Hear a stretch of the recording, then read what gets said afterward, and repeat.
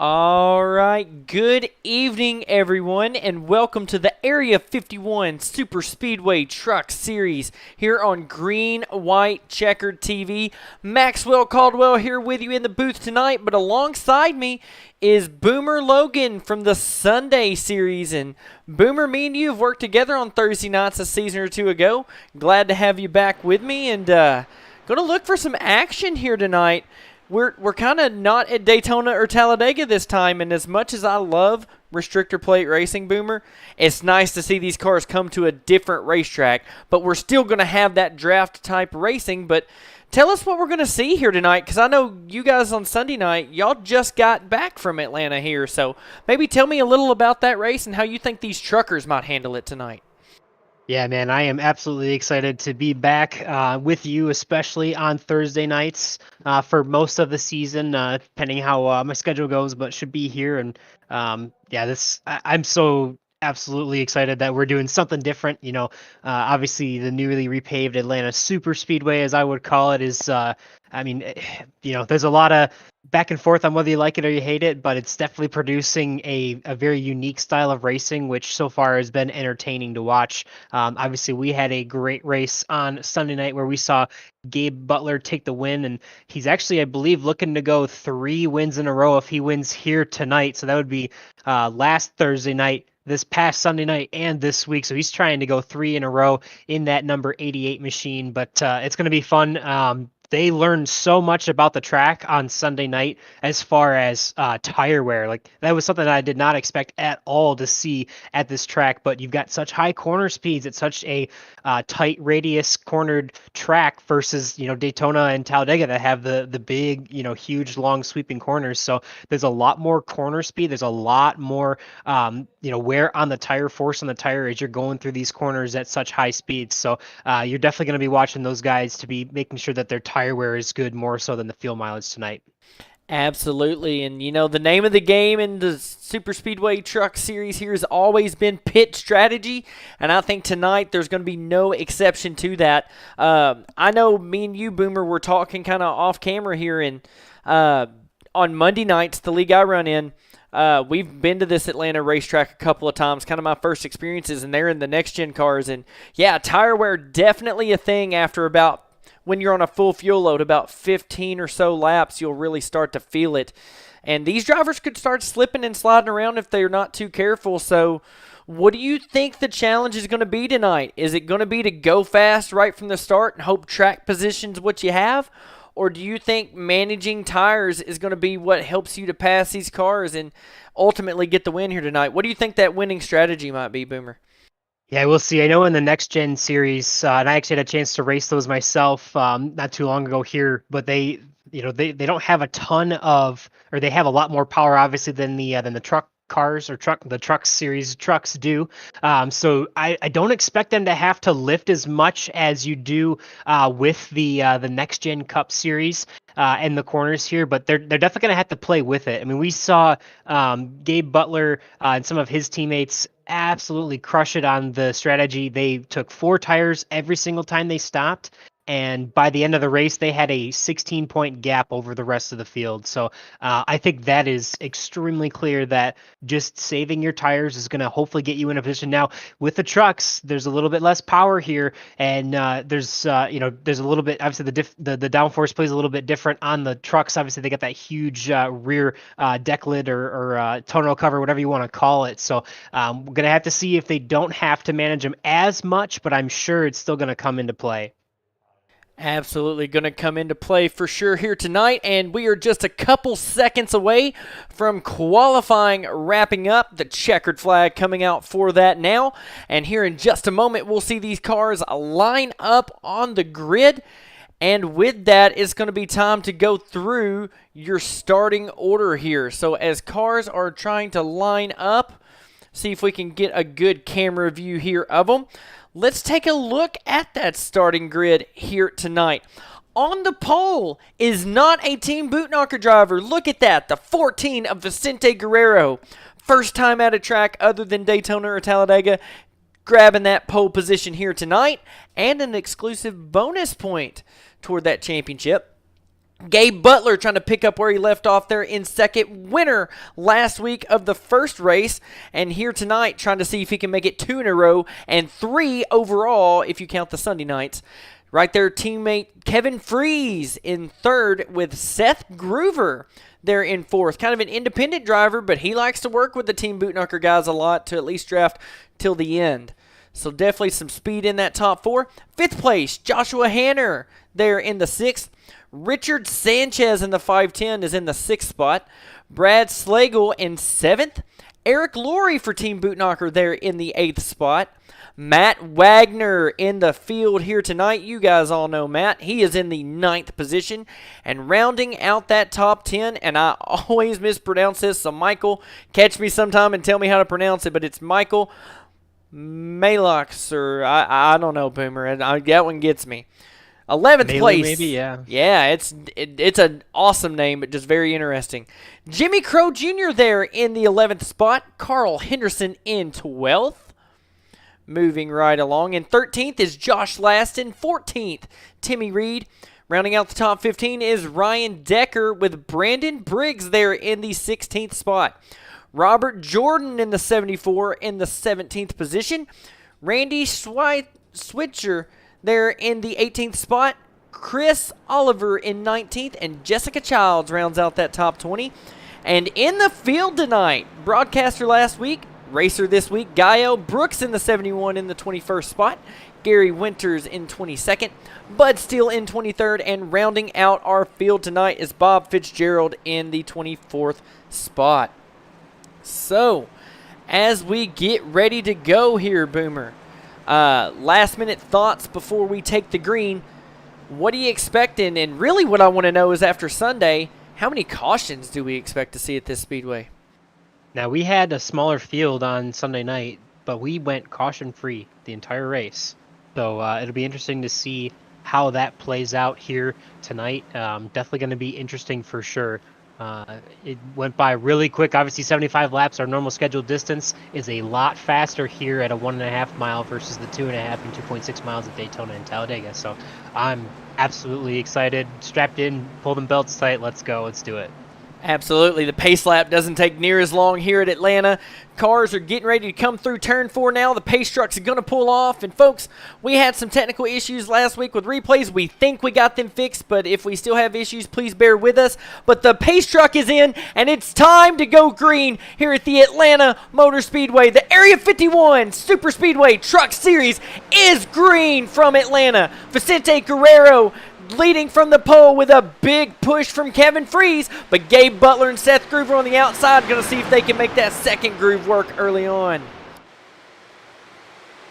Yeah, definitely just kind of hanging out so far, 2x2. You're going to probably expect to see these guys 2x2 most of the race.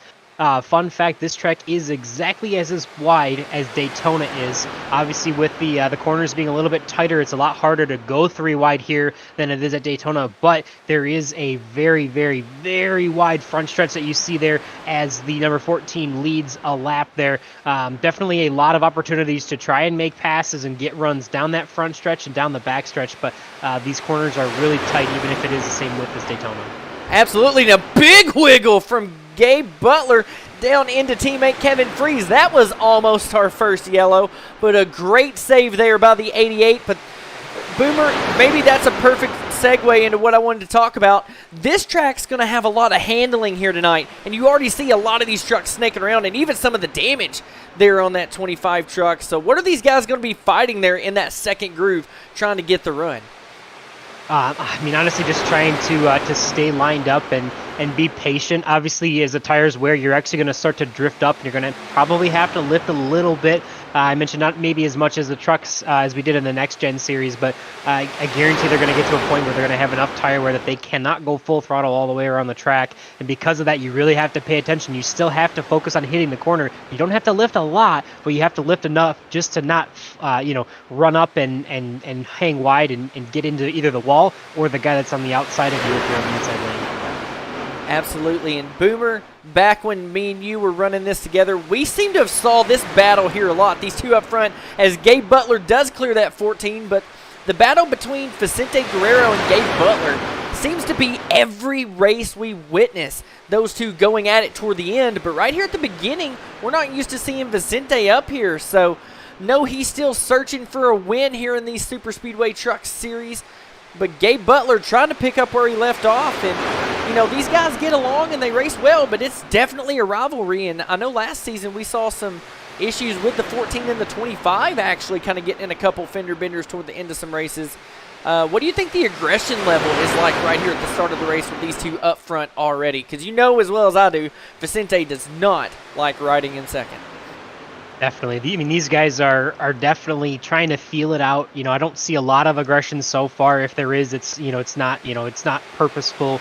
They're just trying to feel out how the car is going to handle at this track. You know, some of these guys do have the laps from Sunday night and some of the practice races that we've run in the off season. But I mean, this is still fairly new to this league. Obviously, this is the first official sanctioned league event for points that we've had in this car or in this vehicle, the trucks, at this track. So aggression, I would say, pretty low so far, and it looks like for the most part the guys up front are just trying to hang in there. I'm sure obviously the aggression level is going to continue to ramp up. I mean, we're almost already 10% of the way through this thing, so it's going to go by quick. You got to kind of learn what you need to do fast and figure it out, but for now, settling in and just trying to figure out what you can. Absolutely, and of course this season got a few new faces in the field, and they're here tonight, and we see the 6 make a big move in front of Seth Groover, going to try to see if he can make that outside lane work, and that leads me into something else I was getting ready to ask anyway. What groove, Boomer, you've made a few laps around here, I myself have too. What groove do you think is more preferred here at the beginning of the run, and does it change maybe as the run goes on? I know when you can hold it, full throttle, it's easier to hold it on the bottom. Obviously, it gets a little bit easier on the outside, but just my experience, people get a little more antsy on that outside lane. And I like to, I had a couple moves where I was able to cut underneath guys down on the front stretch and get my nose in there just by turn 1. So I think making passes on the inside is going to be easier than on the outside. But if you can get that outside organized, you're going to have a lot of momentum, as we see guys like the 6 machine and even now Carl Henderson back there in the 28, the 510, the 02. They're all getting pretty organized. Those Fords and the one Toyota, the 02 up top so far.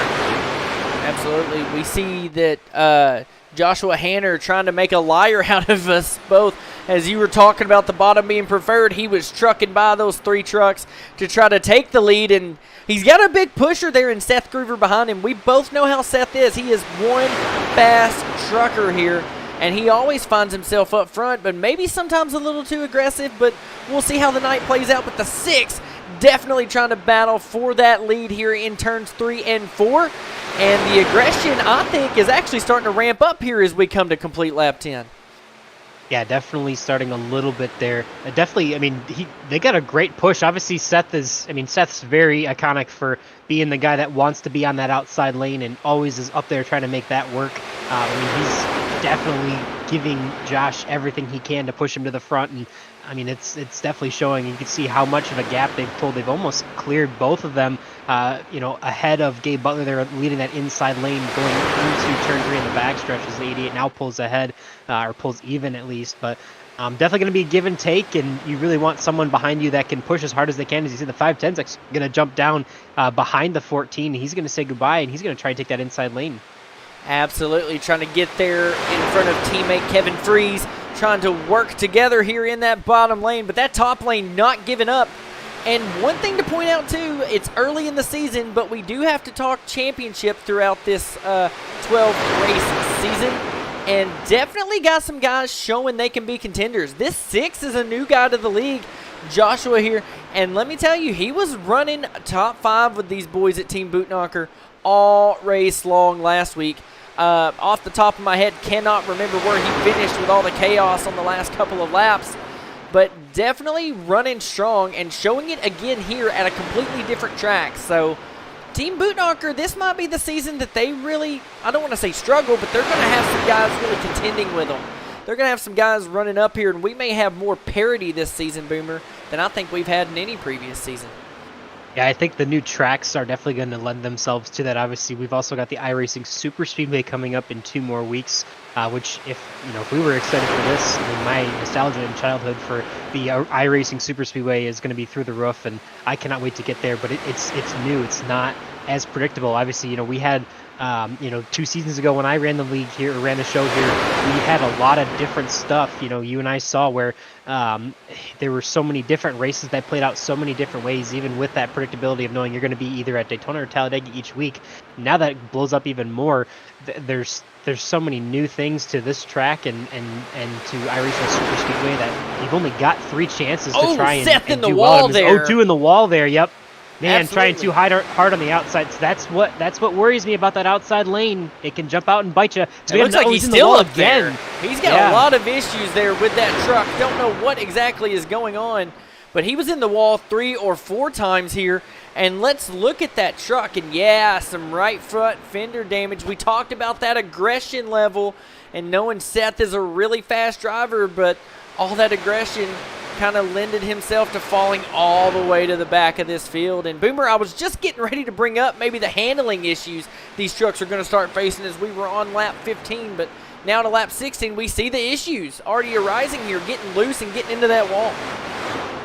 Yeah, definitely. Like I mentioned earlier, I would prefer to be on the inside lane just because there is so much chaos that does happen in that outside lane sometimes. That wall comes out and it almost looks like, it feels like it jumps out and it's going to get you. I mean, it's really, it's wider than most wider than most half or wider than most 1.5 mile tracks, but it's still, you're going so much faster here that it's just, that wall comes out quick. Absolutely, but after that incident, it seems like things are settling just a hair up front. Outside lane lost a little bit of momentum and all that. They're trying to gather it back up. But Boomer, we're already on lap 18 of 75. 75 laps around Atlanta is a lot shorter of a race than 75 laps around Talladega. A 2.66 mile oval versus this 1.5 miles. We're not going to spend a whole lot of time here tonight. This is almost kind of like a sprint race, if you will. But we do know that for this race specifically, the fuel number is a little bit different as far as the fuel load because they want to make sure we get a couple of pit stops in here. So with that being said, Boomer, when do you predict these guys are going to try to make their way down pit road? Because we're used to the Super Speedway, Daytona and Talladega being around lap 20 to 22, but you would still think here they can go probably another lap or so maybe, even with the reduced fuel load? Yeah, I would think they could go a little bit farther than that. We'll see, but I think it's going to be a 2-stop race no matter what. We saw the guys on Sunday night go almost 32, 33 laps on their reduced fuel load, so probably not as far as that, but I would definitely guess upper 20s, which kind of lends itself almost perfectly to a 2-stop race. Doesn't give you a lot of room for playing with the fuel strategy, but I think that's going to be where we're going to be at, and it seems like we might have a chance to have some green flag pit stops if people keep it calm and keep trying to feel it out and take it easy so far. Absolutely. A couple small little incidents, but everybody keeping it lean, mean, and green. And for the first time here in Atlanta, are you surprised that we didn't have a bigger incident? Because, we have a full 27-car field here tonight. It's not as much as the 37 we had last week, but still, that is plenty of truckers racing their way around this 1.5 miles. That's probably the size of an official lobby, honestly. So definitely plenty of truckers out here. Are you surprised we haven't had the yellow yet? I don't think so. I feel like everyone's really kind of playing it safe so far. You can't do that for too long, obviously, because we're already approaching a third of the way through this race. So it's going to ramp up quicker than normal, I would think. But I think these guys are just trying to stay patient for now, knowing that things can get really hectic here really quick. And Boomer, I tell you, I think if we have green flag pit stops, we're going to have this outside line in a bit of a bind. The bottom really filled, and this outside lane has a ton of trucks in it. And to be able to get down and get ready for that pit stop, it's going to kind of be difficult here because a lot of these guys on the bottom are going to use this as a time to gain track position before the pit stop, because you don't want to be one of the last guys down pit road and risk losing the draft, because as you can see, even though this is 1.5 miles, none of these guys have been able to pull away from each other. They're all bumper to bumper, so you get off by yourself and you're going to feel like you've got a parachute thrown out. So, but if these inside lane guys try to make as many laps as possible, it's really going to push the guys in the outside lane to stay out too long and maybe even possibly kind of run in on fumes. So, I mean, do you think they're going to make holes for these guys to come down, or are they going to have to fight hard to get it? Depends on who's inside of you. You know, if you got a teammate, obviously we saw the 052 was kind of backing off to let the 70 in, and the 3 got inside down into the inside lane too. So it's really just going to depend on where the hole is and if someone's going to let you in. And you know, they might carry a little bit more speed, obviously, on that outside lane, the longer distance around the track. So they've got a little bit more throttle probably that they're using than the inside lane. So definitely a little bit more fuel usage up there, but we'll have to wait and see. I mean, you know, these guys are usually pretty solid at getting organized here as they come down for pit stops, and it sounds like we may have a few takers coming soon. This time by actually Seth Groover in the 02, the 09 of Josh Laston, the 13, all coming in this time. Absolutely, the first green flag pit stops here. Gonna have to see how those go. And did anybody come, or is this the next lap we're looking at? Seth Groover almost, like, I don't know what happened, but Seth Groover just about completely missed pit road there. You see the puff of smoke. He may have a penalty here because he was down into the grass. Let's see if we can see what happened. Oh, we got a yellow now. Oh, yellow flag is out. Trying to go live here. See what's going on here through the field. Maybe it has already happened. We'll have to go back and see what that was. Trying to do a quick scan through and just I'm showing the 3 of Timmy Reed getting turned around, getting loose on the apron, and getting spun around. Looked like out of turn number 1. All right, let's go back, Boomer, and let's see if we can see what happened here. All right. Oh, right here gets a little bit loose. Might have had some help after he already started getting loose the first time, unfortunately, and then gets a little bit tagged again. That's Eric Laurie there in the 071 giving him a tag. Wagner trying to stay off the 071, and then he keeps it down low the rest of the way, it looks like. Yeah, you're going to see here in a second, I think the 3 makes some big contact with that inside wall there, unfortunately. But it looked like the 071 was, or the 3 was already half sideways by the time the 071 got to him. So not a ton that he could do to check up. But we've got some pit stops coming here for, looks like, most of our leaders. Absolutely. Leaders coming down pit road, and we'll have to check in and see. That caution was very weirdly timed as far as those guys that were on pit road under green. If they were able to get their stops done and out in time, they might have stayed on the lead lap. We'll have to see, though. But definitely these guys in here getting 4 tires and fuel. Going to see what the race off pit road looks like here for these drivers. And I've got the wrong pit lane. We're going to see if we can watch them race off and see who gets the win. It looks like Gabe, and it's close between him and Vicente. But that number 1 pit stall definitely helping Vicente Guerrero get off of pit road. But it is Gabe Butler who is your leader off of pit road.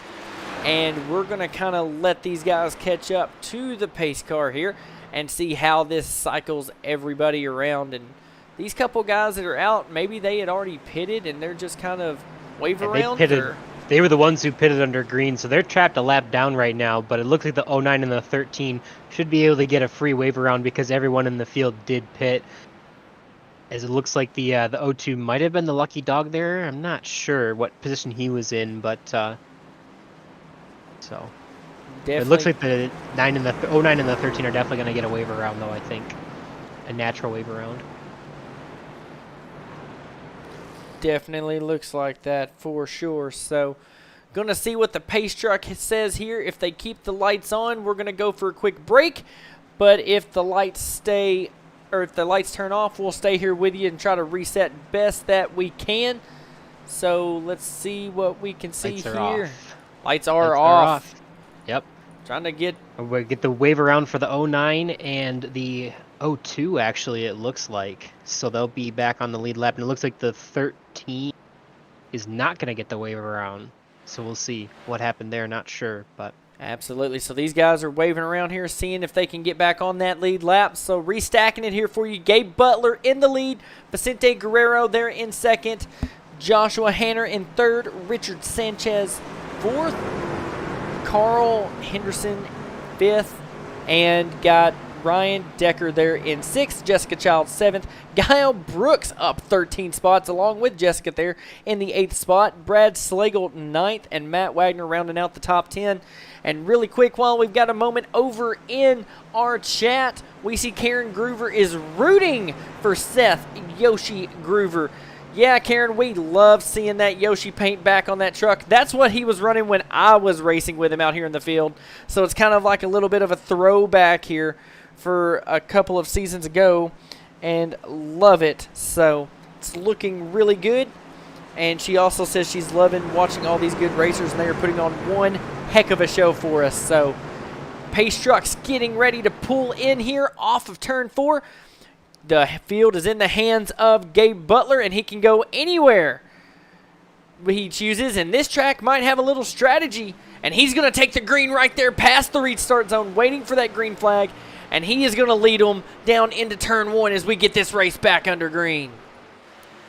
Yeah, definitely want to give a shout out to Karen Groover, definitely one of our most loyal watchers here on the at Green White Checker TV. So appreciate everyone chiming in tonight in the chat, and everyone that's watching. Definitely makes it more fun to be able to put this broadcast on for you guys. As we see the number 88 and the number 14 now side by side. That 14 jumped out to 2nd place, and the 88 taking over 1st. They're side by side versus nose to tail now. Is the 6 is now on the inside line in the 28, with Carl Henderson also behind as well. So a little bit of a shift from the inside to the outside for some of these guys, and we'll see how that plays out, and gives them a little bit of time to kind of try out those different lanes and see what they think the car is going to do, and kind of go for those runs. But one thing we don't necessarily see is that 25 machine. He's dropped back quite a bit now. He's actually shown back in 23rd position, so definitely a little bit off the pace for him. I don't know if he had a longer stop or what when we came down, but he's definitely towards the back of the pack now.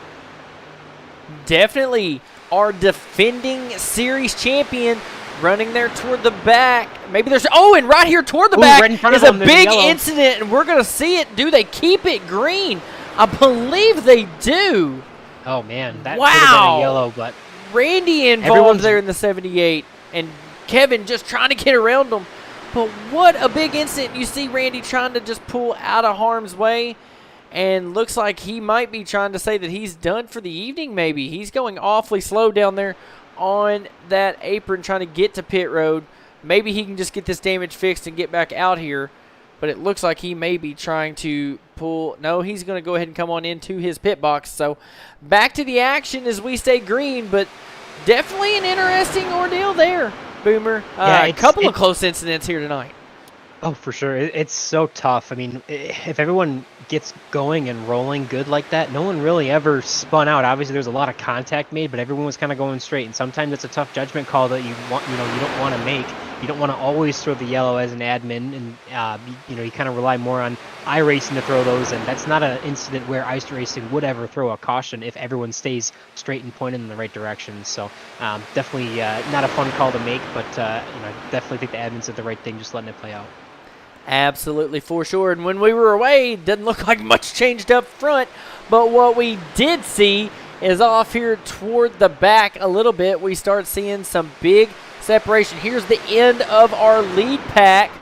And then you got to jump all the way back here to see the big gap these guys have. They're a few seconds back. And then off to Seth Groover all on his lonesome. We talked about being by ourselves. Look at the gap he's got. As we try to look from his chase view, look at what he sees. Not a whole lot right now, does he, Boomer? Not a whole lot at all.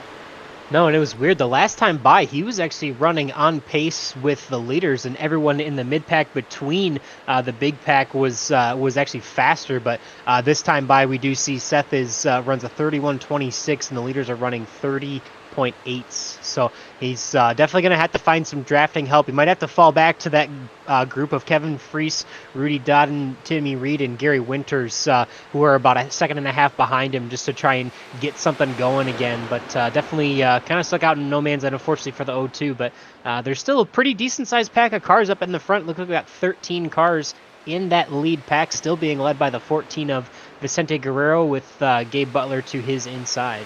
Absolutely, and Vicente doing what I thought might happen.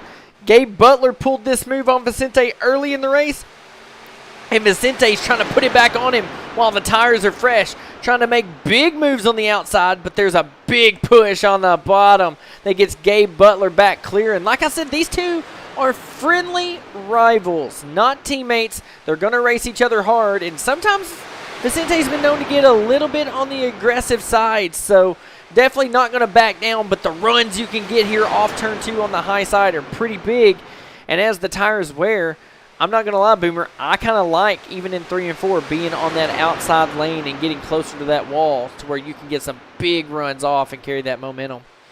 Yeah, definitely. You'll get a big run down the back stretch and down the front stretch on that outside lane. Obviously, in the corners, just because it is such a small arc, like we've mentioned already, the inside lane is definitely going to try and pull ahead a little bit. But if you can get a big run off of turn number 2 and kind of run down the hill with a lot of steam, usually you can try and clear someone. I mean, that's really the way to do it at Daytona and Talladega as well. If you can try and clear somebody by the entrance of turn 3, then that gives you the freedom to jump down in front of them and take that position away. But it looks like the 88's prevailing a little bit more, that inside lane versus that outside lane right now. Absolutely. The inside lane still strong. The outside lane just can't get the pushes it's quite looking for. And that inside lane also has Gabe Butler leading it. So for just a moment, while the action seems to be a little bit calm, let's see if we can go through the field here and get a look at some of your front-running drivers. Gabe Butler there picking up where he left off last week in the first spot, hanging out there trying to lead. And I'm going to say second, but it could change right off of a corner. But here we go. We've got Vicente Guerrero. We'll call him your second-place driver. He's sitting here trying to battle for the lead. New paint job this year, Boomer. If you haven't seen that, kind of looks sharp on that truck. And definitely trying to get Budweiser a good finish here tonight. And one of the newer drivers we've had, Joshua Hanner. I know it says fourth, but he's about to take third again. So third place is Joshua Hanner there in the 6th. Unsponsored truck, but man, keeping that thing up front each and every week and looking good. And someone else in some different colors, but running super fast this season, Richard Sanchez in the 510 there, running super strong. 5th place, we're going to call it the bottom lane here with Carl Henderson. He is here running, just trying to have a good time. And definitely got that Fire Dog paint job out there in the wind. And he was running strong. I believe he started at the end of last season and really been showing some great performance in this Super Speedway Truck Series. And in that 6th spot, we got Ryan Decker trying to keep it up front. Let's see where we've got our next competitor. Looky there, Gael Brooks, the boss man. Boomer, I guess we have to talk nice about Gael. Is that right? Yeah, I think we probably should. And I know he was kind enough to give us an in-race interview on Sunday night. I think we probably let him go right now with him being in contention for the win. But yeah, I'd love to see the DeWalt scheme that colors on that 71 truck of Gael Brooks. Absolutely. As we continue to go through your top 10, we see Brad Slagle there in the 8th spot, running strong. A new member, Boomer, for Team Extreme. Remember, they only had 2 drivers the last couple seasons. They're up to 4 now, all running those similar paint jobs. So there's power in numbers. Looking for good things out of Team Extreme this season. And here in the 9th spot is a familiar face, Jimmy Crow. Familiar face here in Area 51 in all kinds of different series. Been around longer than I've been born. No, I'm just kidding. Got to give Jimmy a hard time. One of my good friends here, but definitely running strong here inside the top 10. And one of the last drivers, he just moved into the 9th spot. Looking like Superman out here. Robert Jordan there in the 74. And Boomer, if you can't tell, a lot of these familiar faces and a lot of new rides this season. Yeah, definitely. I always love to see the different paint schemes. A lot of creativity with what these guys are doing. As far as putting cars together in Photoshop and whatnot, and it's really cool to see. I mean, it is really impressive the skills that it takes to put a scheme on these cars, and it's always fun to see what everyone kind of comes up with creative. Some stuff like obviously like the 510, we got the nod to some old. Some old paint schemes like Dave. You remember that Dave Blaney in the 77, and obviously Gael is similar to what Ken Seth used to run. But a lot of these guys are running completely custom paint schemes and look really good doing it. Absolutely. You know who? Oh, big Did you see that, Boomer? Big time loose for the 510 there heading into turn Absolutely. one. Thought he was about to spin that thing out, but he was hanging it high, wide, and handsome. But you know why? We're on lap 47 of 75. So not only is time ticking, but the wear on these tires is starting to take its effect. And these front runners have been running pretty hard most of the race. So you got to expect that right rear might start to be getting angry, especially with these guys out here in that second lane. Yeah, definitely. And one thing I do want to mention, it looks like we actually had another retirement. Jessica Childs got loose off of turn number 1 and turn number 2 and ended up parking it for the night. So unfortunately, she's probably done. It looks like Randy Schweitzer is also done, and Edwin Outlaw and Dean Wilkinson did not take the green flag. So a couple retirements early on so far in this race, but we still stay green as we're approaching 2/3 of the way through this race. Absolutely, and hate hearing about those retirements, but one name that sticks out there, Boomer, Dean Wilkinson, playoff driver the last 2 seasons and having to stop it early on, and as Robert Jordan almost gets into the wall there, definitely hanging it high, wide, and handsome there. Maybe he did get in the wall, falling back really hard right now. Finds his way settled. Yep, finds his way settled there. Approaching about the time as our first caution there. So we went, was about 25, 26 laps before we had our first caution. So we're right about that same spot where we're kind of getting ready for green flag pit stops again. This is, the most amount of tire wear they're going to see in the run. So definitely, we got another driver in the wall. The 39, and Jimmy Crow Jr. getting a tag with the wall. There must be something here, Boomer, that we're seeing a common theme. After about 24 to 26 laps on the tires, these guys on the outside really start shooting up high, and I don't think it's that they're getting tight. I think the back end's trying to kick out, and they're trying to keep it from it, and they're using the wall to keep that thing from spinning, it looks like. Yeah, for sure. This is, it's such a weird sensation to be running full throttle here and like maybe 20 laps into the run or so. You get loose. Like the left rear wants to come out from underneath you and it just wants to whip around. And obviously when you're going this fast at this track, it's pretty scary, not to lie. So definitely a lot to manage as far as the handling on these cars, more so. Obviously we talk about that tire wear that you get at Daytona more so than you do at Talladega. So it's, it's definitely a lot more here where you really got to pay attention to it more, because at Daytona you're really never going to be in a situation where the car will get loose and come out from underneath you unless you have some help with contact. So it's definitely a unique situation here at the Atlanta Super Speedway. Absolutely, and want to kind of highlight these guys back here. Look at some friends that have teamed up. Kevin Freese, Seth Groover talked about how he'll work with those Team Bootknocker guys, and they've also got Timmy Reed there in the 67, currently showing a 3 on that truck, but going to have to change that custom number to the iRacing number that he does have.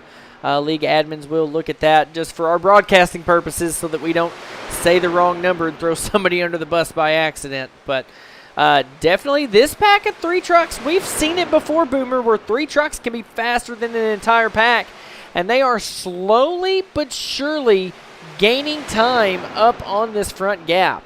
Or this front pack. I'm sorry. I was looking at the gaps. Read what I saw. So definitely gaining about a 10th or 2 a lap, it seems. Not just a ton of time, but definitely starting to creep their way up there toward the front. Yeah, definitely starting to get there. Obviously, we've seen in the past where 3 trucks can actually be faster than the rest of the field if they know what they're doing and know how to line up and get organized. So sometimes 3 is better than the whole field. Oh, the 88 gets a little loose, gets a little bit of help. I don't know if he's got turned around or not, but looks like everyone's just about... Oh, guys, missing pit road! Again. That's the second time. He did the same thing the last time. Some of these guys missing pit road and contact on pit road, and I believe that was Kevin Freese. Wow. Oh, Kevin Freese with big contact on pit road. Boomer, we're not going to be able to see everything that just happened there. But Kevin's going to have to take a fast repair with just 21 to go, am I right? I would expect it for sure. If he hasn't used it already from that earlier contact, but these guys definitely having trouble getting on pit road in these big packs here at Atlanta, and that's catching a lot of attention, it seems. But going back up front, got Guile Brooks, the boss man, getting a lap led there, and looks like he's going to wait for the chaos on pit road to kind of relax or see if a yellow comes out to see if he can keep that track position. Yeah, we saw him do that on Sunday night as well because he was able to race there too, and he took some time to get in and definitely tried to get out and stay out as long as he can. Couldn't go the whole distance on fuel, but actually, you know what? Let's see if we can get a quick interview with the boss man here in the middle of the race. Oh, Boomer and his big ideas here. Going to see how the boss man likes getting a quick interview. Gael, you're leading. How's it feel? It's a lot slower with clean air, that's for sure. But yeah, I'm in here very shortly. I just try to run it as far as I can and get a lap led, and hopefully I don't regret my decision. Absolutely. Definitely the same kind of strategy you tried to pull on Sunday night, and it worked out decently for you, other than the Team Bootnaka guys. But I think it's going to fare well better tonight. I'm hoping. I'm gonna take 2, so we'll see. I might be losing too much time doing this, but I'm gonna hop in this time, so we'll find out, I guess, here in just a moment. All right, well, we're going to leave you to it. Pit stops are crazy, but good luck out there, sir.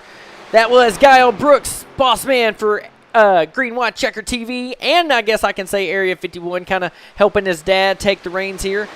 And so definitely looking for him. We'll keep the camera on him here as he tries to hit pit road this time. See if he brings any friendly faces with him, and he will. Gets in there good, locks him up though. You heard the call is going to be right sides only. Boomer, do you like that car, or do you think it's going to be too loose? Oh, and there's a yellow right there in the back. Oh man, that might have hurt him a little bit there, but we'll see where he comes out as far as he Seth gets his Groover service. involved But it looks like, again. The Seth 052 Groover. there. Also involved a Brad Slagle.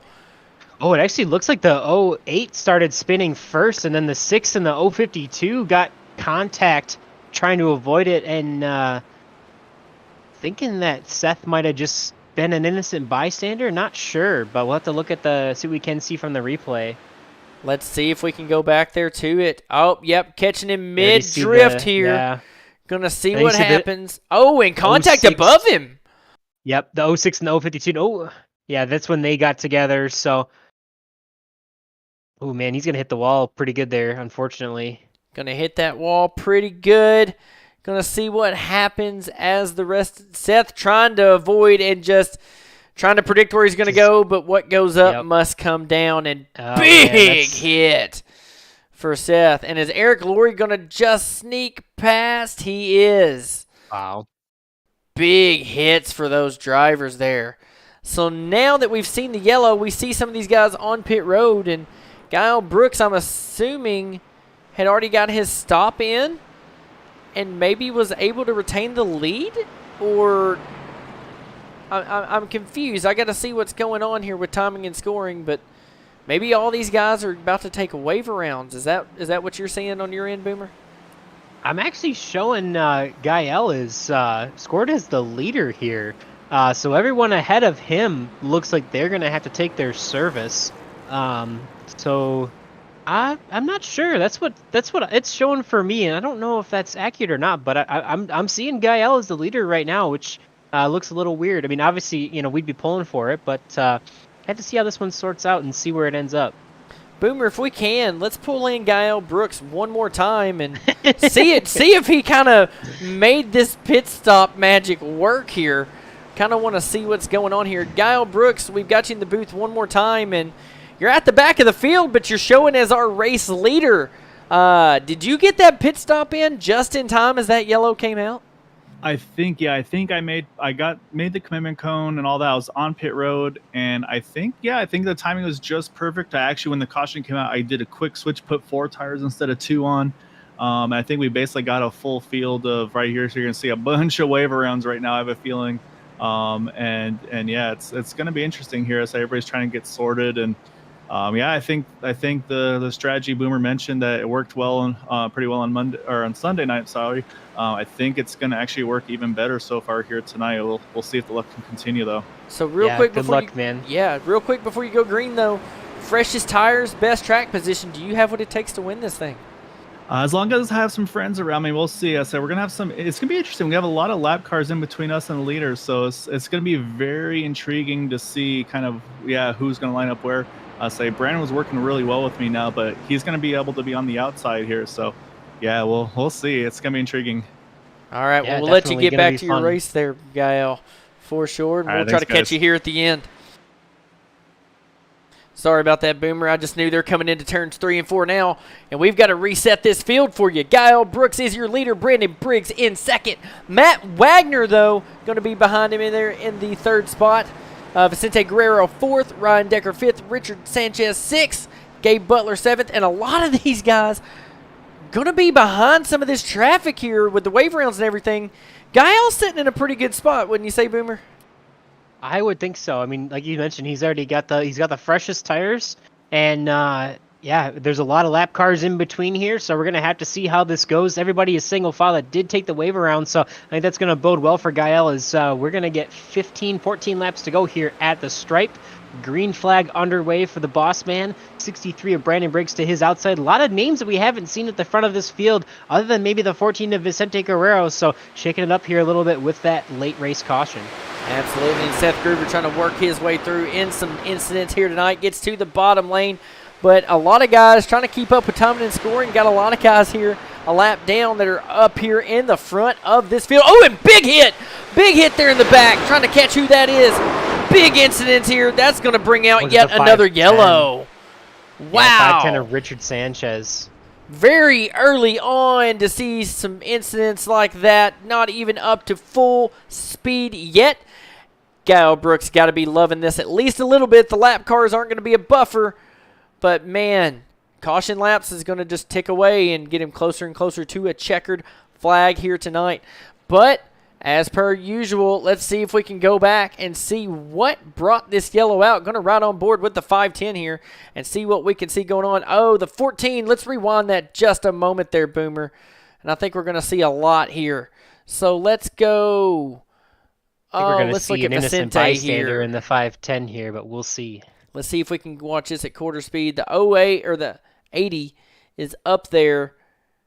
63 kind of moves down. Vicente gets a little loose 3 wide on corner entry. Yeah, Vicente kind of bounces off into the 80. Richard Sanchez with nowhere to go. Hits both of them. Really crinkles that front end. And from there is just going to be along for the ride here. Down the track and boom. Big hit there by looks like Bud Steele. The 6 looks to get just a little bit of contact as well. And does Eric Laurie make it through another one? Whew, just by the skin of his teeth, he does. And you got Kevin Freeze still back here in the back getting through. And, man, just big hits there. Just early on, just nowhere to go. And really no harm, no foul. It's just Vicente got loose, really. Yeah, unfortunately, he got a little bit of loose, and the 80 maybe drifted up a little bit more than he was expected. Than he expected, but really not much that you can do there, unfortunately. Not at all. So it's one of those races that when the caution comes out and we get done with the replay, we're pretty well coming to the 1 to go. So we're not going to leave your side this race. We're going to stay here with you all the way to the checkered flag and through the interviews. But for now, we do want to go ahead and try to reset at least your top 10 here early on. We see Guile Brooks is still your leader. Brandon Briggs second. Matt Wagner third. Ryan Decker in the 61 and fourth. Gabe Butler back up to fifth, but still got some work to do if he wants to win 2 in a row in the trucks and 3 in a row in Area 51 competition. Sixth place is Carl Henderson. Joshua Hanner in eighth. Seventh, I'm sorry. Jimmy Crow in 8th. Eric Laurie, after dodging all those incidents, up in 9th. And Timmy Reed rounding out your top 10 there. Some notable drivers to look at. Kevin Freeze up to the 13th spot. Actually up to 12th, it looks like, as they're doubling up. And Bud Steele there in 14th. Vicente, who was up front battling for the lead most of this race, back in the 15th spot.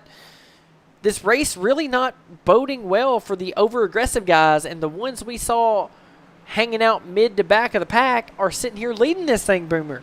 Kind of a weird turn of events here on Thursday night, isn't it? Yeah, definitely did not expect to see that.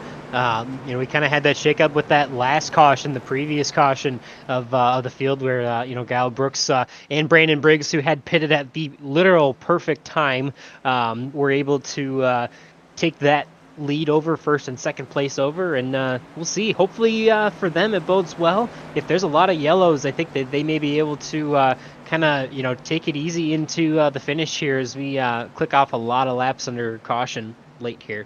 Absolutely. Real quick before we go green, we see that in those last pit stops, Sebastian Marion, former Area 51 Super Speedway truck racer and a Area 51 champion, chiming in, talking about taking 2 tires, they would get loose. A lot of guys probably taking that, and we're seeing that now. And just, thank you for tuning in there, Sebastian. Hope you're enjoying the show. And we're getting a restart here with 10 to go. Pace truck is off. Kyle Brooks is in control, and the green has flown. He's got a teammate there behind him in Matt Wagner. And you've got Gabe Butler there third in the lane. Probably going to see them run single file here. Gabe's going to try to jump up pretty quick, though, with just 10 laps to go if he wants to get that second win in a row.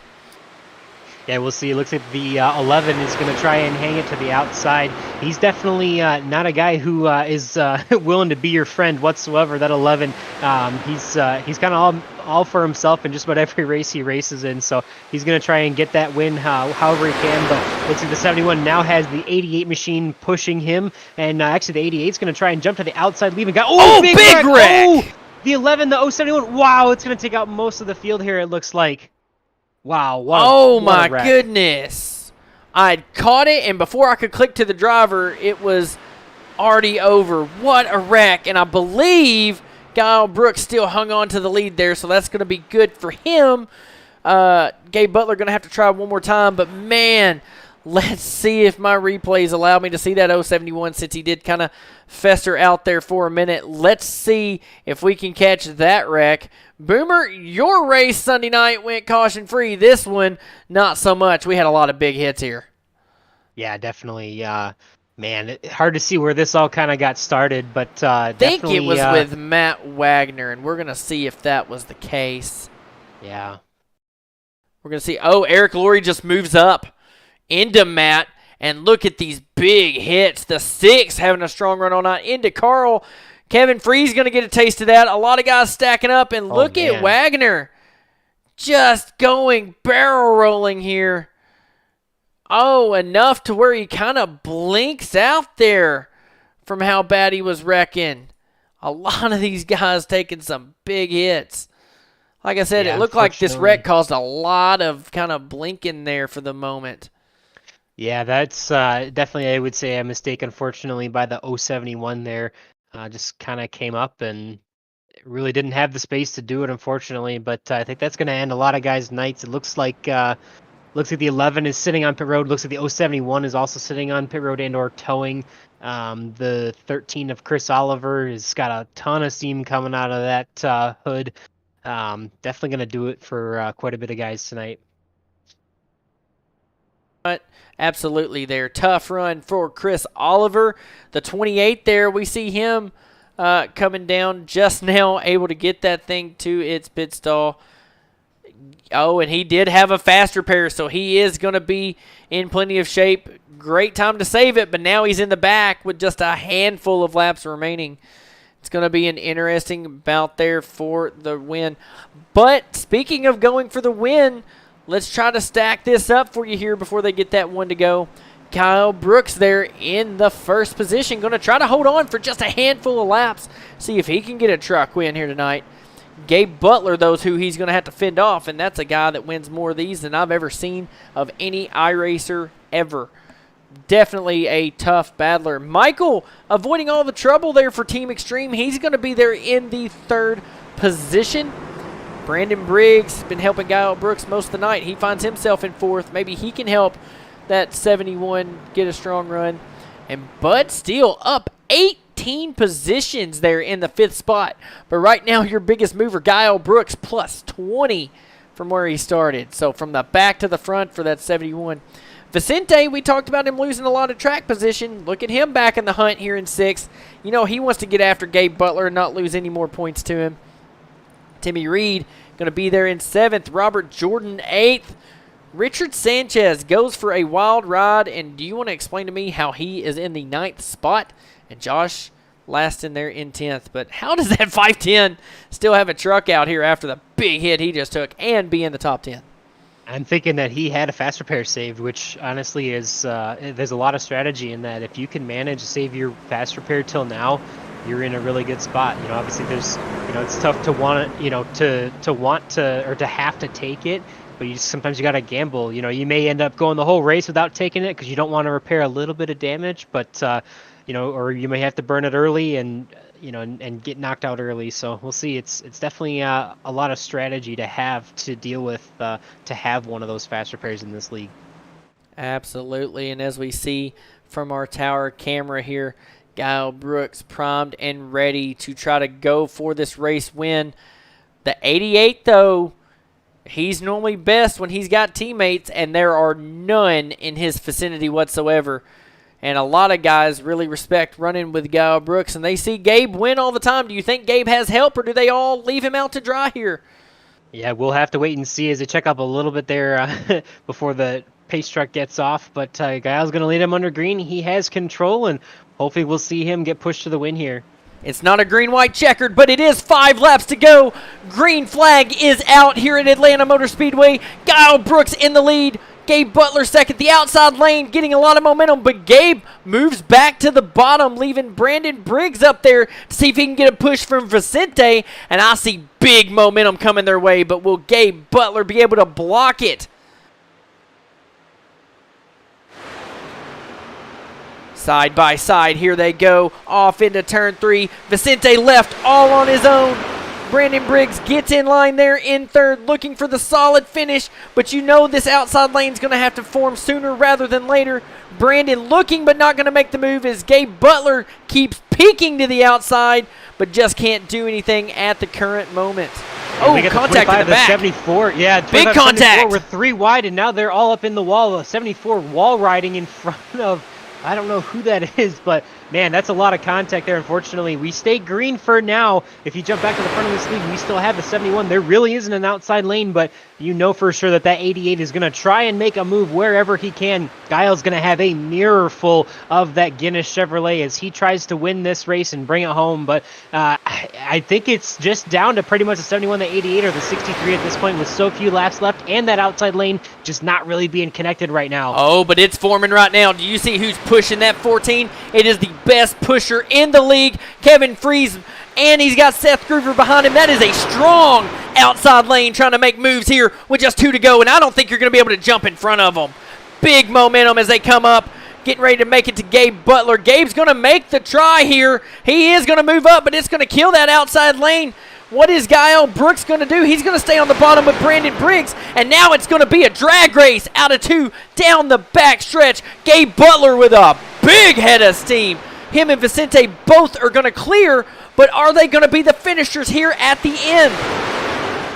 Going to come around to the white flag this time by as the 88 is going to take the white flag. We'll see who takes the checkered flag. Obviously, they had a ton of momentum on that outside line that kind of got broken up when the 88 jumped in front of there. Kyle Brooks still going to probably finish in the top 5, but that 25 and that 02 are trying to make a move on the outside lane to try and make something happen. Will the 14 jump out ahead on the outside of the 88 to try and steal that win away from Gabe Butler? So here they go, top 3. Kyle Brooks is clear. He's going to try to move in front of Kevin Freeze. Checks up that outside lane just a little bit. Vicente going to try to make the move. It's not going to be enough. Is Kyle Brooks going to get second? No. Gabe Butler going to get 3 victories in Area 51 in a row. 2 in a row in the Super Speedway Truck Series. About that. Vicente Guerrero in second. Kyle Brooks third. Kevin Freeze from way in the back up to the 4th spot. And Brandon Briggs rounding out your top 5. And can I just give an attaboy to Seth Groover after going laps down in multiple wrecks to come back and finish 6th. What a race we just saw there, Boomer. If you can't tell, my voice is trying to go out. That was awesome. That was a lot of fun to watch, and yeah, I mean, wow. That was not quite as an eventful final couple laps as we thought, but with like 2 to go there, that 88 or that outside lane, the 14, the 25 got a huge head of steam. Were able to push their teammate, the 25's teammate. Vicente was able to push his rival of the 88 to the lead, and never really quite was able to get back around him. So the 88 is going to take that win tonight. Absolutely. What a race. We saw in the chat Karen Groover cheering on Kyle Brooks. He had the lead, but man, to try to pull one of these off on Gabe Butler is just a hard feat to take. And you see Gabe Butler going to spin it in the grass. Does he ever get bored of doing these burnouts? Like, I feel like he's like the Jimmy Johnson of Area 51. He just keeps winning and winning and winning. Yeah, it's definitely impressive to see for sure. So yeah, that's like you said, it's 3 in a row if you count Sunday night as well as last week. So quite a bit of wins in the trophy case for that 88 of Gabe Butler. All right, so as Gabe continues to celebrate, we're going to see if we can go and catch our third place finisher here. Let's see if we can get him into the chat here. I'm here. And he is here. I was trying to get the camera set up that Gael Brooks helped me fix from last week. We got the interview camera back, and Gael, you were leading. You had it. I wished I could have been in your ear for those last 3 laps saying block, block, block. You're such a nice guy, and you let Gabe Butler get the win. He had big momentum, but we did see you try to pull a move there last minute with Kevin Freeze on the outside, and it just didn't formulate like you wanted. So what were your thoughts there on that last lap after you lost the lead? Yeah, I saw the momentum shift. I saw Gabe jump up, and I thought about trying to block, but man, I just don't have the laps that these guys do. I mean, I'm watching Gabe right now do perfection on burnouts on the front stretch because he's got practice on these things. The caution brought me to have a chance to make it there. It was a lot of fun, but yeah, as soon as I saw Gabe behind me and I saw the momentum up top, I was like, I'm just gonna hope for the bottom and see if I can maybe get a good pushback, or maybe they fight each other. And then yeah, if it was like 2 to go when I got up top there with maybe Kevin pushing, I had maybe a chance to do something, but I just tried to see if I could side draft Vicente, steal a second. But that was so much fun. These guys are so tough to race against and compete against. So just to have a chance at it was pretty much all I could hope for. Yeah, man. I mean, you were right there with them. It was great to see you, boss man, hanging out there and looking good while doing it. Was the tire wear as important tonight as it was in the next gen car on Sunday night? It really was, actually. These things I was watching my tire wear, and the right side, especially the right front, definitely was the tire that wore the most, especially in traffic. You actually, when you're in dirty air, I was lifting on the entry of the turns, because if you just try to kind of just wheel it and stay full tilt, you'd burn up your right front tires. So like I said, my plan was to take the rights under green, but then the caution changed my strategy, so that worked. It worked out for me there. But yeah, no, the tires were definitely going to play a role, but the clean air at the end was definitely helpful. My tires were definitely good to go. No excuses on that one. I just got outworked by some very talented drivers. Absolutely. Well, Gael, you had a great run. We interrupted you some through the race, probably broke your focus, but solid job for your first race back in the trucks this season. Hated you had to miss last week to help poor pitiful me, but glad to have you alongside, but even happier to see you out there in that 71 truck, doing your dad proud and putting down some great laps out there. So before we let you go, any thanks and shout outs you have for that third place finish here tonight?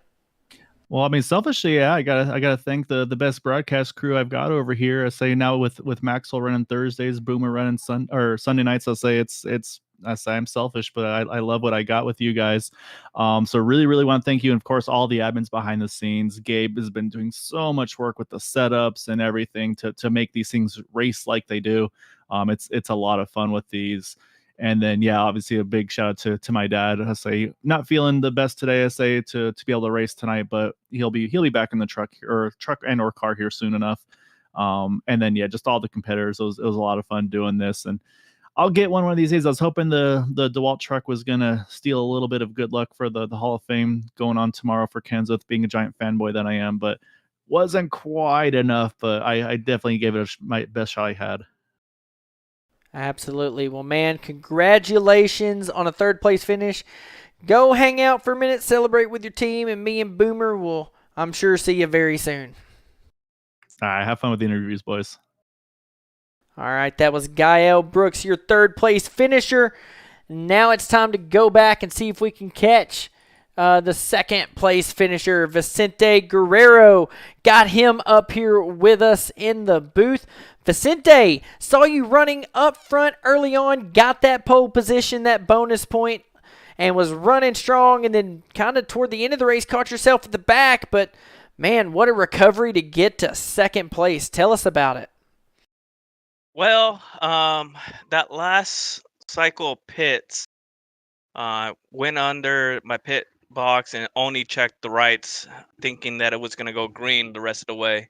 So I took a gamble there just to come out in front, but that we had a late caution and I had only rights, and I didn't know how the truck was gonna handle with, you know, on the restart with those rights. And sure enough, I went to go follow Matt in the middle, and the truck just broke loose.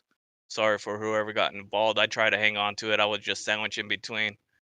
So after that caution, I got put towards the back. I go, I got to start fresh. Got myself a new truck and four freshies, and hopefully I could avoid a wreck. And I did avoided that wreck. I split them right in the grass in between cars going left and right of me.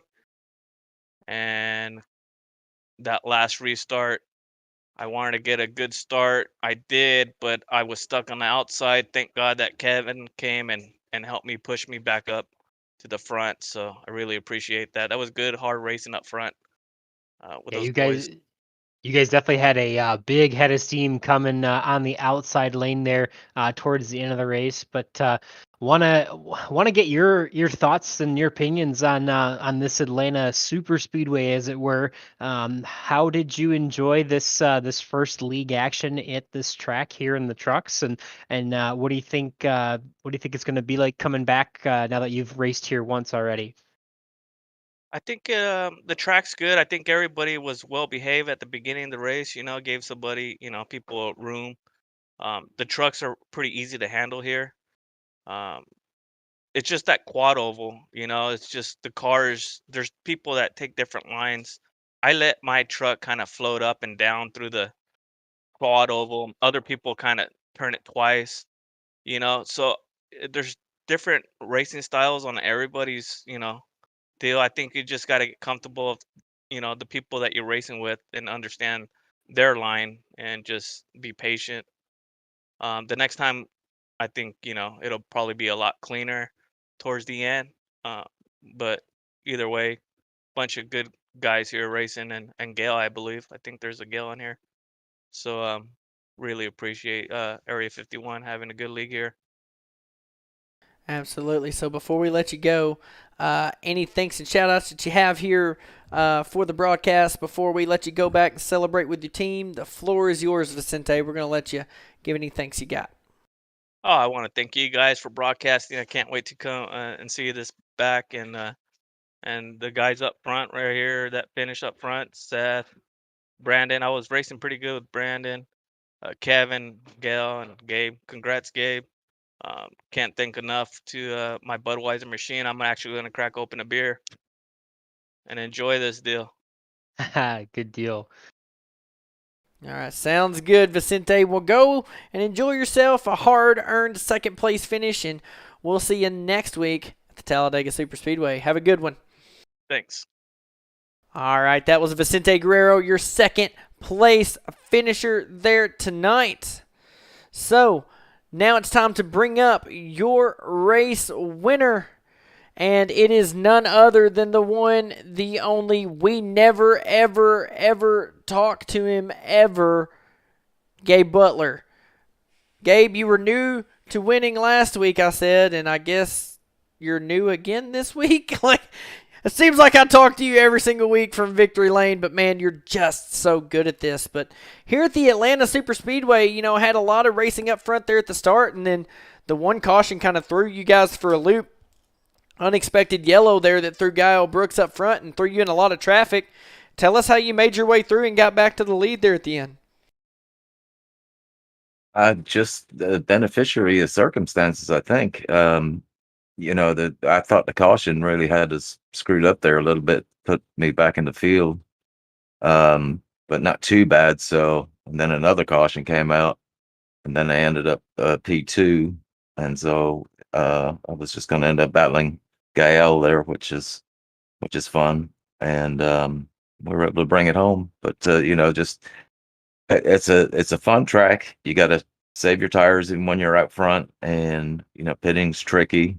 So it's not just a flat-footed track. I mean, you got to learn how to drive it. And for the most part, I thought it was a really good race. But some of my teammates just had some really bad luck. I almost killed Kevin there early on. I was on the outside, and Seth was coming up behind me, and I just got a little bit loose, and I hit Kevin, about killed both of us, but we were able to recover. And Kevin did a hell of a job coming back there to end up P4 after all he was through tonight. So. Yeah, definitely. Definitely. Obviously, 2 wins in 1 week and 3 wins in 2 weeks if you count it for last week here in the Truck Series as well. But we had a chance to ask Gael as well because he ran on Sunday. But what was the biggest difference between the next gen car versus the truck? And the second part to that is also how do you feel getting 2 races now underneath your belt here at Atlanta, and what do you feel like it's going to be coming back later this season? I like this track. I mean, I look forward to it, and I just try to get better at it every time I race here. And I'd definitely be looking forward to it. The main difference with the next gen is that number one, it's a little bit trickier to drive here, I think. And when you get a run with the next gen, you got to take it, or you're not going to go anywhere. You kind of really have to be very aggressive with the next gen. It's just a completely different animal, two totally different vehicles there. All right. Yeah, definitely different animals there. And speaking of animals, you're an animal here in this series. 2 wins in a row, 3 overall in a row in Area 51 competition, winning that race Sunday and here tonight. And I just got to ask, how do you feel having a schedule where we're not just at Daytona and Talladega anymore? I mean, I could ask you all kinds of questions, but how are you liking kind of the diversity of tracks here this season? And how do you think tonight's first official race at Atlanta went? Do you consider it a success? I mean, obviously you won, but I know you kind of help admin this series as well. So do you consider this a success, or do we have to clean up a few things, you think? Kind of your thoughts here. Well, I mean, any track you go to, I mean, you've got to drive a certain way. Like even Talladega and Daytona are different. And yes, to answer your question, I do like the diversity of the tracks because each track is Daytona and Talladega are relatively different, but iRacing and Atlanta are completely different. I mean, just night and day difference. And they're a night and day difference from Dega and Daytona also. So that part of it is fun. It's a learning experience for a lot of guys. Yeah, I think we could have done better tonight. There was probably a few mistakes, but that, I'd put that down to maybe a little bit of lack of experience in this vehicle at this track, possibly, or just bad luck. But I think as the season goes on and guys drive it more, we won't have as many cautions. 4 cautions, I don't think it was that bad for a race here. But I think we can always improve, including me. And so, yeah, overall, I think it was a good night. Absolutely. It looked like a lot of fun out there. Gabe, you know how it is in the off season. I was running some of these races with you and trying to tear up the track too, and you're making me want to get out there and see what I could do with you just to just to see if someone could try to dethrone you. That's the competitor in me, but as a broadcaster, man, putting on such a great race.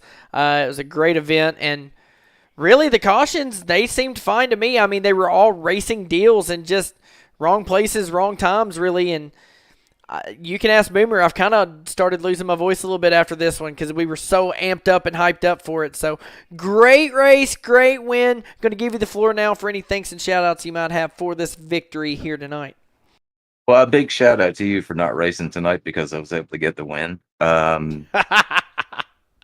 But there's, before I even go any further, there's plenty of guys out here that are fully capable of winning these races at any given time. So, I've just been super lucky to win 3 in a row, but that could end in a heartbeat, and you could have one after the other different race driver winning each time. So each driver's perfectly capable of winning races no matter what track we go to.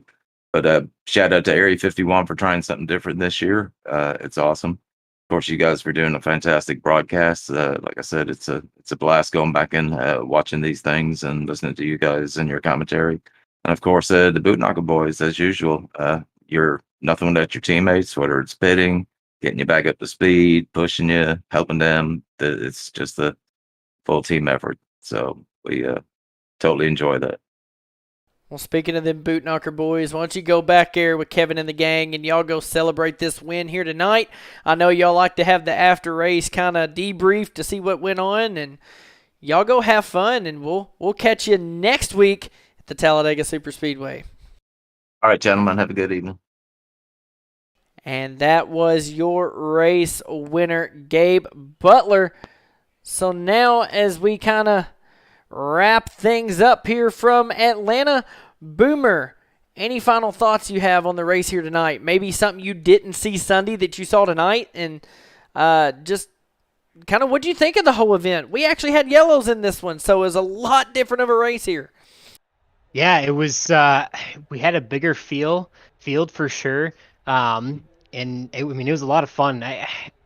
I think the excitement level around this track was just as good tonight, but we got to see a lot more action with more cars on track. So definitely, two unique races so far, and I mean, I can't wait to come back to this track, and I'm absolutely so excited to try out iRacing Super Speedway for the first time as well. So it's just so much fun to be here, and it's a great unique style of racing. So definitely a blast.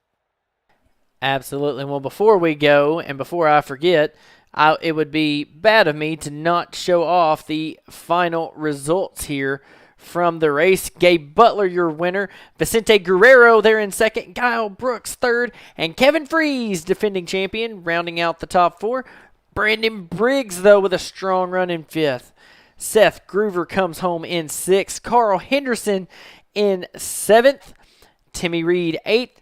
Michael there in the ninth position, and Josh rounding out the top 10. Richard Sanchez in 11th, Bob Fitzgerald 12th, Ryan Decker 3rd. Bud Steele had some damage on that truck tonight. He's your last finisher on the lead lap there in 14th. And starting with your lapped down vehicles in 15th, Gary Winters, not the night he was looking for, and Brad Slagle there in 16th. Robert Jordan had a big hit earlier this race, and to come back to just one lap down is a testament in itself there in 17th. Joshua Hanner, 18th. Rudy Doden, 19th. Matt Wagner did not have the run he wanted, was up front toward the end and just didn't have things go his way there. Going to come home in the 20th spot. Jimmy Crow, 21st. Eric Laurie in that same incident with Matt. Big hit, comes home 22nd, 9 laps down. Chris Oliver retired here, 23rd. 24th, Jessica Childs. Randy Schweitzer there in 25th. Edwin Outlaw there in 26th. And Dean Wilkinson not taking the green here tonight in 27th position. So definitely plenty of action.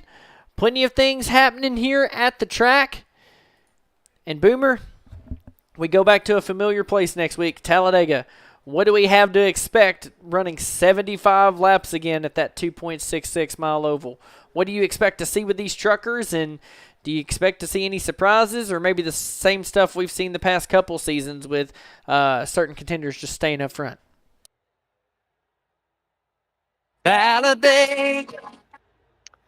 Definitely think it's going to be a lot of fun at Talladega next week. It's going to be, I mean, we're going to see a lot of, we still saw a lot of differences. Every race there could have been different. Never really ended the same way. So, a little bit more of, we know what to expect as far as how the cars are going to race or the trucks are going to race, and how many, what fuel sets are going to look like. So, it's going to be fun to kind of be back at our own stopping grounds and do a little bit of what we're kind of used to, and maybe get back to a little bit more normalcy after a little bit of a difference this weekend.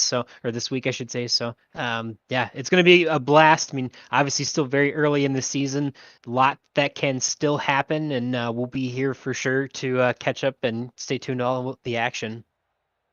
Absolutely, and you can catch all that action next week at the Talladega Superspeedway, but do not forget, Boomer Logan here, taking you on an adventure on Sunday nights with the Next Gen Superspeedway Series. That series changed from the Xfinity car to the Next Gen. So those are the Cup boys, the big boys, right? Running Sunday nights. Sunday night at Talladega, going to be a good show there. Those cars really suck up and drive fast. But these truckers, man, they're known for being rough and tough. And we saw no shortage of action here tonight. We saw wrecks. We saw side-by-side action. We saw pit road being chaotic. And we saw an amazing finish here. And you can see that again next week. Same time, same place. For Boomer Logan and myself, we are signing off here tonight. And we will catch you next time right here on Green, White, Checker TV. So we bid you adieu, so long, and we'll see you next time.